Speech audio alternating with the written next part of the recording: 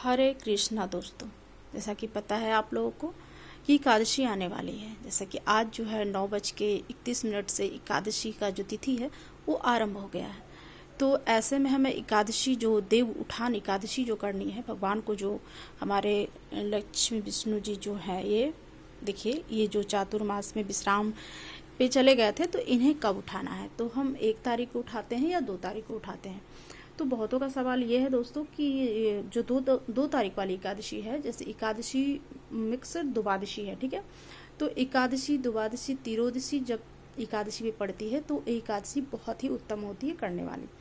तो लेकिन बहुतों का सवाल है कि कल जो एकादशी द्वादशी जो तिथि पड़ रही है तो उसमें रविवार पड़ रहा है, इतवार पड़ रहा है, तो इतवार को तुलसी को नहीं छुआ जाता है। तो देखिए हमेशा एकादशी पे जो है, पूरा एकादशी पे तुलसी जी को नहीं छुआ जाता है, तुलसी जी को स्नान नहीं कराया जाता है। लेकिन जब तुलसी विवाह आता है, देव उठान एकादशी आती है, जब प्रभु जागते हैं, तो उस दिन माता का अच्छे से श्रृंगार करके, हल्दी लगा के, कुमकुम लगा करके और तुलसी जी को अच्छे से श्रृंगार करके उनका विवाह के लिए तैयार किया जाता है। जैसे कि हम जो कुंवारी कन्या है, जो लड़की होती है, उन्हें हल्दी नहीं लगाई जाती जब तक उनका विवाह नहीं होता है, तो उन्हें हल्दी नहीं लगाई जाती है दोस्तों। लेकिन जब उनका विवाह होने लगता है तो उस समय भी वो कुंवारी होती है, तो उन्हें पहली हल्दी लगती है। तो इसी तरीके से जब हम एकादशी मनाते हैं, बहुतों का सवाल होता है कि एकादशी पे तुलसी विवाह नहीं होता है या एकादशी पे तुलसी जी को नहीं छुआ जाता है, तो फिर कैसे देव उठान एकादशी के दिन तुलसी जी की पूजा कैसे हो सकती है। तो देखिए, जब हम जो लड़की होती हैं, जो कुंवारी होती हैं, तो उस समय उन्हें पूरे समय हम हल्दी नहीं लगाते हैं। लेकिन जब उनका विवाह होने लगता है तब भी उस समय भी वो कुंवारी ही कन्या होती हैं, तो उन्हें पहली हल्दी लगती है। तो इसी प्रकार से जो देव उठान एकादशी होती है दोस्तों, उस दिन माता का जो श्रृंगार होता है उन्हें छू भी सकते हैं, स्नान करवाते हैं, श्रृंगार करवाते हैं और अच्छे नए वस्त्र पहना के उन्हें विवाह के लिए तैयार करते हैं। तो इस प्रकार से उस दिन जो है एकादशी को जब हम माता तुलसी को छूते हैं तो हमें कोई दोष नहीं लगता, क्योंकि उनका विवाह होता है।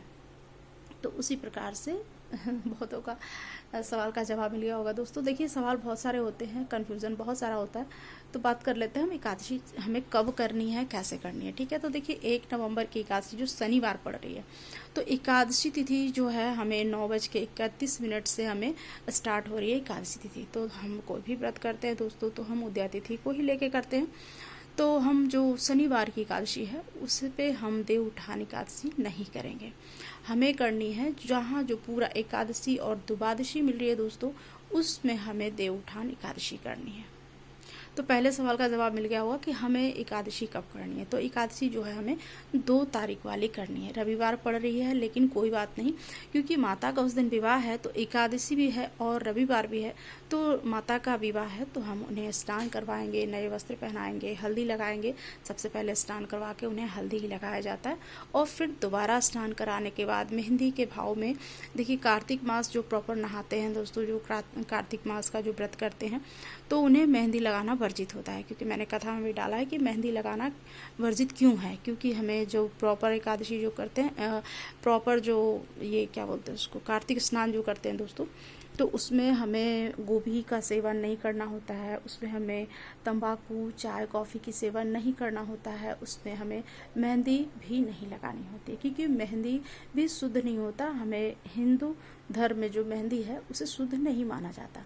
कहा जाता है कि मैं समझ सकते हैं आप लोग, तो इसलिए हिंदू धर्म जो है मेहंदी को शुद्ध नहीं माना जाता है दोस्तों। तो कोई भी जैसे छठ पूजा का व्रत हम करते हैं तो उसमें हमें कहा जाता है कि मेहंदी का हाथ पे ना एक भी धागा नहीं होना चाहिए। तो इसलिए आपको बीड़ी, तंबाकू, सिगरेट, चाय, कॉफ़ी, गोभी का सेवन, इन सबों से वर्जित करना है आपको। लाल टमाटर है, लाल मिर्च है, लाल साग है, मसूर का दाल है, तो इन सभी को त्यागते हुए हमें जो कार्तिक मास का स्नान है उसे पूरा करना होता है दोस्तों। तो इसीलिए हमें इन सब चीज़ों को वर्जित करना होता है। तो लेकिन एकादशी के दिन हम माता को स्नान करवाते हैं और नए वस्त्र पहनाते हैं, उन्हें हल्दी लगाते हैं और मेहंदी के जगह पे मेहंदी, देखिए आजकल जो फैशन है उसमें मेहंदी का भी रील में बन जाता है कि रील बनाने समय मेहंदी माता को लगाता है, मेहंदी के गाने डलते हैं। तो देखिए, मेहंदी के बजाय हमें तो माता को मेहंदी ना लगा करके हम देखिए इस प्रकार से आलता जो होता है दोस्तों, इस आलता को हम यूज़ करते हैं। तो इससे हम माता का श्रृंगार करते हैं। कहा जाता है कि महावर जो है हाथों और पैरों दोनों में ही लगाया जाता है, महावर से शुद्ध कुछ भी नहीं होता। तो ये लगा करके हमें व्रत करना होता है। तो इसलिए हमें जो है जो माता का श्रृंगार करना है तो हमें मेहंदी के बजाय वो महावर जो होता है वो लगाना चाहिए, हाथों में भी पैरों में भी। ठीक है, तो इस प्रकार से हम माता का श्रृंगार कर लेते हैं, पूजा कर लेते हैं। देखिए भगवान को कैसे आज जगाया जाता है, देव उठान के दिन कैसे जगाते हैं हम। तो इस प्रकार से जो विग्रह होता है हमारे पास, तो देखिए विवाह तो तुलसी जी का हम शालिग्राम से करवाते हैं, लेकिन भगवान जो माता लक्ष्मी या विष्णु जी हैं ये विश्राम पे जाते हैं यहाँ पे। तो हमें यहाँ पे कुछ कौड़ी को रख लेने हैं, कुछ सिक्के रख लेने हैं, कुछ इत्र की शीशी रख लेनी है। इस प्रकार से साफ़ सुथरा सफाई कर लेना है। कुछ तुलसी के पत्र रख लेने हैं यहाँ पे पास में भगवान के। कुछ लाल फूल, पीले फूल रख लेने हैं। इस तरह से देखिए कुंद के जो फूल आते हैं ना, ये भगवान को बहुत प्रिय है। देखिए तो माता को लाल गुड़हल का फूल और भगवान को कुंद का फूल, जैसे कुंद के फूल का ही माला बना हुआ है, तो ये कुंद का फूल जो है ना भगवान को बहुत प्रिय है। तो इस प्रकार से हम पान के पत्ते पे कुछ रख लेते हैं, यहाँ पे सिक्के रख लेते हैं, कौड़ी रख लेते हैं, कुछ इस पे अक्षत डाल लेते हैं, रोली कुमकुम। तो इस प्रकार से देखिए जो हमें हल्दी, रोली, कुमकुम ये है लेकर के हमें यहाँ जो कौड़ी हमने रखा है इस पे हमें थोड़े थोड़े चढ़ा देने होते हैं भगवान को जगाने के समय।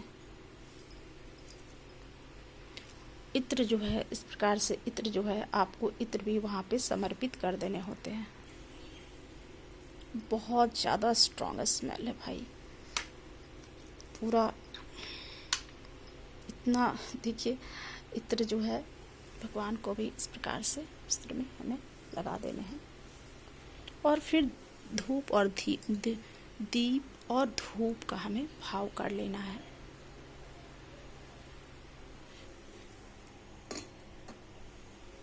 धूपम दीपम समर्पयामि। कुछ हमें जो है तुलसी दल यहाँ पे कौड़ी पे जो है उसे समर्पित कर देने हैं। इस प्रकार से देखिए ये जो तुलसी दल है इसमें भी हमें थोड़े से इत्र को लगा लेना है, हल्दी लगा लेना है। और इस प्रकार से हमें इस कौड़ी पे जो है तुलसी दल को समर्पित कर देने हैं। तुलसी पत्र को भी तुलसी पत्रम समर्पयामि। तो इस प्रकार से भगवान के पास हमें और महालक्ष्मी जी के पास हमें इस प्रकार से यहाँ रख देने हैं। रखने के बाद हमें धूप दीप का भाव देना है और भोग प्रसाद का भाव देना है। भोगम प्रसादम समर्पयामि, धूपम दीपम समर्पयामि। इस प्रकार से करते हुए हमें भगवान को कहना है कि प्रभु जागे जागे जागे प्रभु, उठा देव बैठा देव, उठा देव बैठा देव। इस प्रकार से करके उन्हें भाव करते हुए अंगुली चटकावा देव, इस प्रकार से हमें प्रार्थना करते हुए प्रभु को हिलाते डुलाते हुए, इस प्रकार से हिलाते डुलाते हुए और इस तरीके से भाव देते हुए हमें प्रभु को जगाना होता है। तो पूरा प्रार्थना करते समय हमें भगवान को इस तरह सेवा का भाव देते हुए उठा देव बैठा देव, उंगली चटकावा देव, इस प्रकार से करते हुए हमें प्रभु को जगाना है। जागा जागा प्रभु, जागा जागा प्रभु, जागा जागा प्रभु करके हमें जगाना है। और यहाँ पे अपना प्रार्थना और नमस्कार आपको समर्पित करना है और क्षमा याचना प्रभु से मांगना है कि प्रभु मेरे उठाने में जो मुझसे भूल हो गई हो, बुद्धि भ्रांत होने के कारण गलती हो गई हो, तो उसे आप क्षमा करते हुए और आप जागें, क्योंकि माता जो हैं आपका इंतज़ार कर रही हैं आपके विवाह के मंडप पे। तो आप जल्दी से स्नान करके तैयार हो जाएं और आप विवाह के लिए चलें। तो इस प्रकार से हमें भगवान से प्रार्थना करते हुए और भगवान को जगाना है। इत्र इतना ज़्यादा स्ट्रॉन्ग है दोस्तों कि पूरा एकदम। तो इस प्रकार से, और ये देखिए वैजयंती का जो फूल होता है ना दोस्तों, ये देखिए ये भगवान को इतना प्रिय है, इतना प्रिय है कि इसका माला जो है वो हर समय वो अपने हाथों में, अपने गलों में, अपने कंठ में धारण किए हुए रहते हैं। तो देखिए आज दो ये वैजयंती के फूल जो हैं खिले हैं प्रभु की कृपा से। और हाँ, जब हम तुलसी विवाह कराते हैं तो शंख महाराज का बहुत बड़ा योगदान होता है दोस्तों। ये शंख महाराज है तो इनका बहुत बड़ा योगदान होता है। जैसे कि हम शालिग्राम को स्नान करवाते हैं, माता लक्ष्मी को स्नान करवाते हैं, माता तुलसी को स्नान करवाते हैं, तो शंख से ही हमें तुलसी विवाह के दिन स्नान करवाना होता है। तो इन सभी छोटी छोटी बातों को ध्यान में रखते हुए हम अपने देव उठान एकादशी का व्रत को पूरा करते हैं। और देव उठान एकादशी जो है हमें 2 तारीख को व्रत रखना है दोस्तों, क्योंकि हमें उदयातिथि से लेके चलना है। तो आप एक कलश लगा लें और गणेश जी को वहाँ पे बना लें। गणेश जी को अगर विग्रह नहीं ले जा सकते तो आप सुपाड़ी पे गणेश जी को बना लें, ठीक है।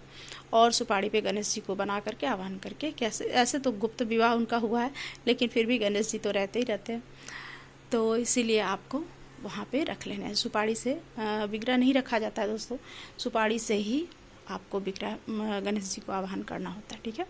तो आप इस प्रकार से पहले कलश लगा लें। कलश लगाने के बाद आप वहाँ पे गणेश जी को स्थापित पान के पत्ते पे कर लें। उसके बाद आप पंचामृत स्नान करवाने के लिए पंचामृत की व्यवस्था कर लें। कुछ पीले फूल रख लें, कुछ लाल फूल रख लें।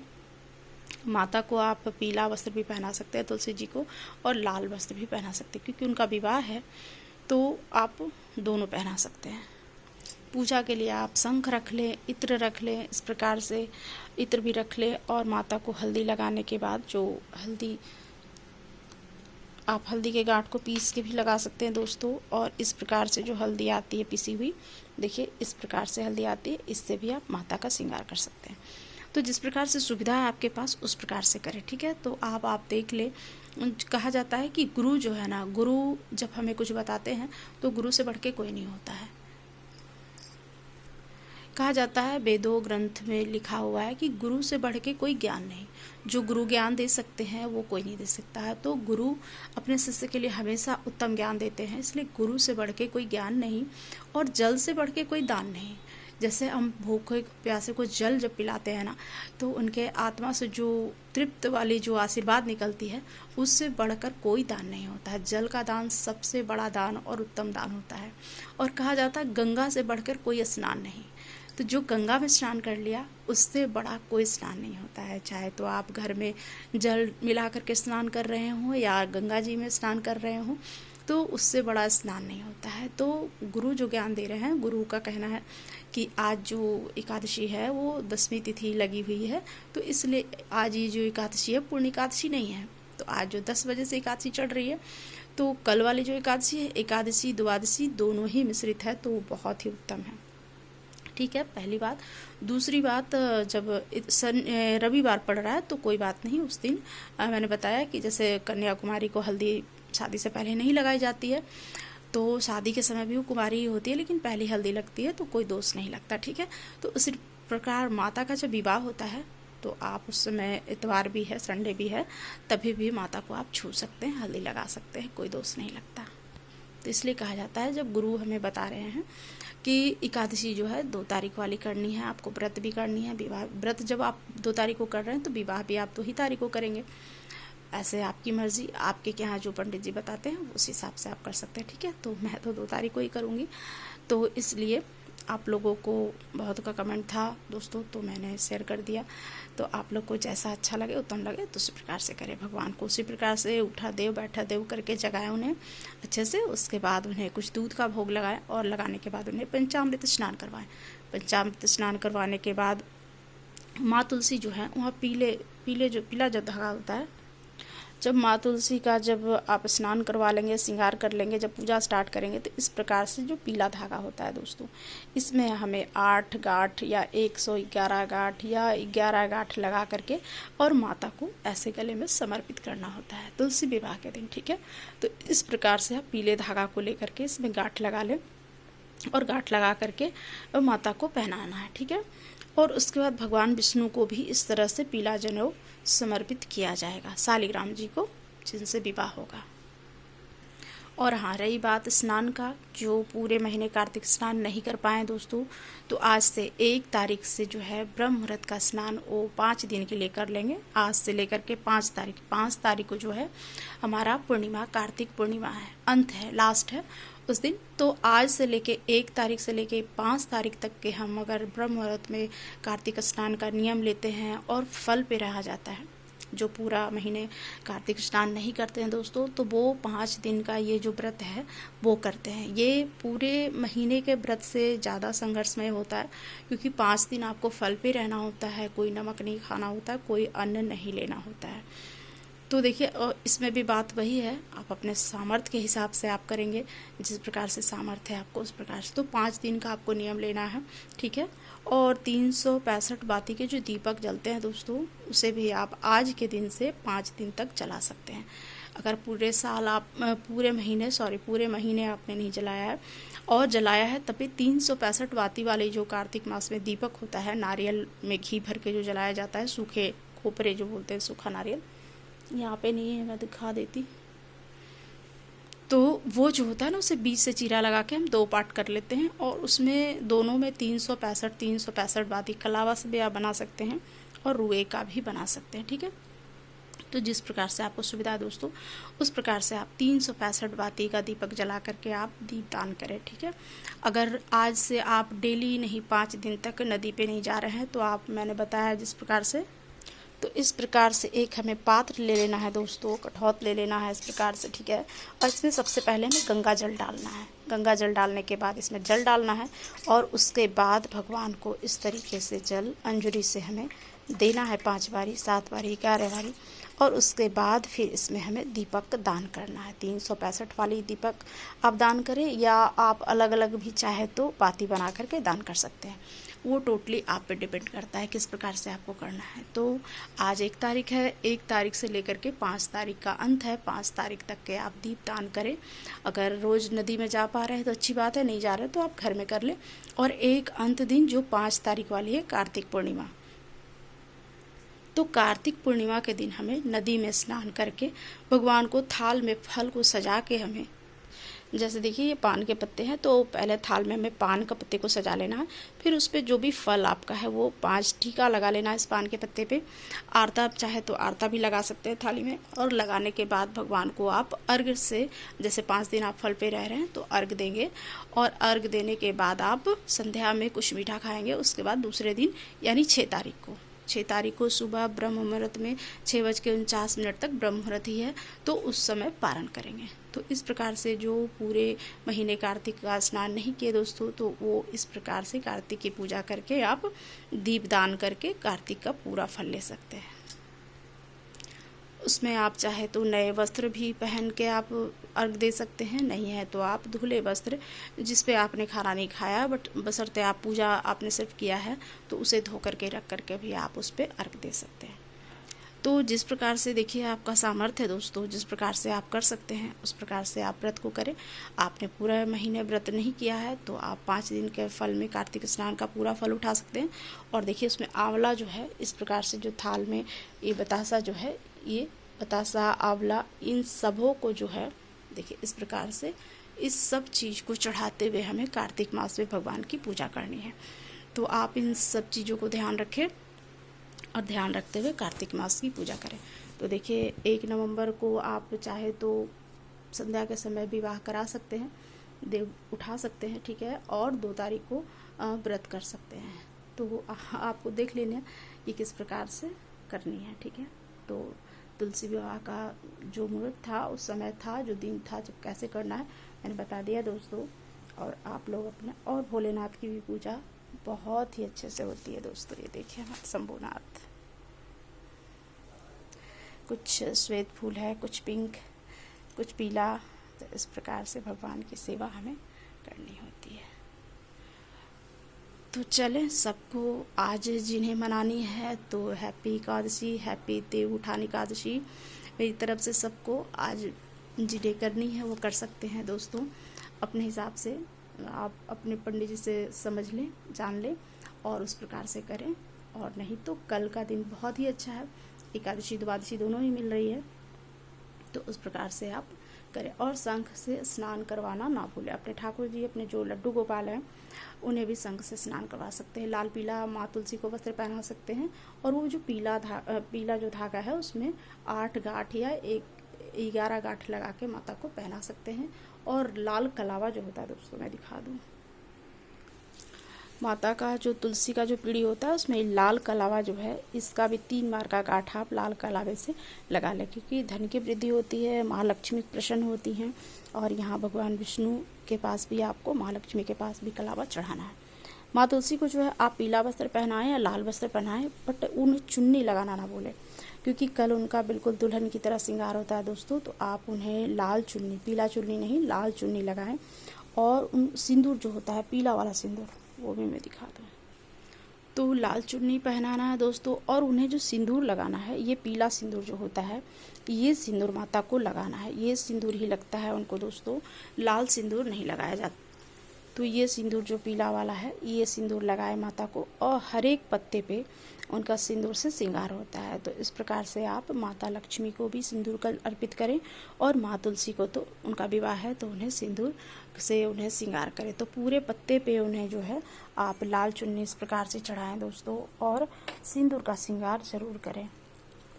और इस प्रकार से देखिए आप कलश बना लें, और बनाने के बाद पूजा करें। ठीक है, तो इस प्रकार से आपने जान लिया कि किस प्रकार से आपको पूजा करनी है दोस्तों। तो इस प्रकार से आप तुलसी विवाह अच्छे से मनाएं। तो कार्तिक पूर्णिमा भी अच्छे से मनाएं, और तुलसी विवाह भी अच्छे से मनाएं। कार्तिक पूर्णिमा का भी बहुत सारा कमेंट था दोस्तों, तो मैंने आंसर दे दिया है। आप लोग जिस प्रकार से चाहे उस प्रकार से कर सकते हैं। ठीक है, तो सूर्य भगवान को दूध से अर्घ देते हैं, फिर फल से भरा हुआ थाल जो है उसे सजाकर अर्घ देते हैं, जो 5 दिन फल पे रह रहे हैं। अगर जो नहीं भी रह रहे हैं वो भी अगर देना चाहें तो सुबह स्नान करके वो ब्रह्म मुहूर्त में भगवान को स्नान करके वो सूर्यदेव को अर्घ दे सकते हैं। ठीक है, तो इस प्रकार से आप जिठान मनाएं, और तुलसी विवाह, हैप्पी तुलसी विवाह दोस्तों सभी को मेरी तरफ से। तो सभी को राधे राधे। और ये हमारे कन्हैया बैजंती फूल माला के साथ बिल्कुल सज रहे हैं एकदम, ये देखें। और आंवला का भोग लगाना ना भूले दोस्तों, क्योंकि पूरे कार्तिक में जो फल है आप कुछ भी नहीं चढ़ाते हैं तो कोई बात नहीं, लेकिन आंवला विशेष तौर से भगवान को भोग लगाया जाता है। तो इस प्रकार से आप कठौत में जल रख करके अर्घ दे लें, और नहीं जा सकते हैं उस दिन भी तो कठौत में रख करके जल को अर्घ दे लें, और जा सकते हैं तो नदी पे अर्घ दे लें। और डेली जो दीपदान है 365 वाली दीपदान, तो वो इसमें आप कर लें दोस्तों। तो जानकारी सबको मिल गई होगी दोस्तों, तो सभी को मेरी तरफ से राधे राधे। कुछ कमी रह गई हो तो आप कमेंट ज़रूर करें, आंसर ज़रूर दूंगी। ठीक है, एक लाइक ज़रूर कीजिएगा ताकि मुझे पता चले कि आप लोग को मेरी वीडियो आप लोग के पास पहुंच रही है और अच्छी लग रही है, या मैं सही जानकारी दे रही हूँ। तो इसलिए सभी को राधे राधे।